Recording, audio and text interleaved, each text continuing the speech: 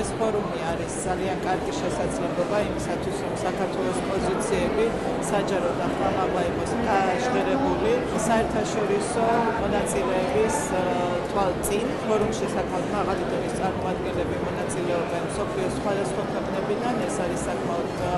მნიშვნელოვანი ფორუმი განსაკუთრებით ეკონომიკურ საკითხებზე სასაუბროთ, გლობალურ გამოწვევებზე სასაუბროთ და რა თქმა უნდა ჩვენთვის ძალიან სასიამოვნოა, რომ საქართველო არის პირველ რიგში მოწვეული იმ პარტნიორებთან ერთად, რომლებიც დღეს იმსჯელებენ გლობალურ გამოწვევებზე, იქნება მსჯელობა ხედვაზე, თუ როგორ უნდა წარიმართოს ეკონომიკური ურთიერთობები, იმ პირობების ცვალებად მსოფლიოში, რასაც დღეს ჩვენ ვხედავთ. და რა თქმა უნდა, ჩვენთვის ეს არის კარგი შესაძლებლობა კიდევ ერთხელ ვისაუბროთ იმ უსაფრთხოების გამოწვევებზე, რაც აქვს ქვეყანას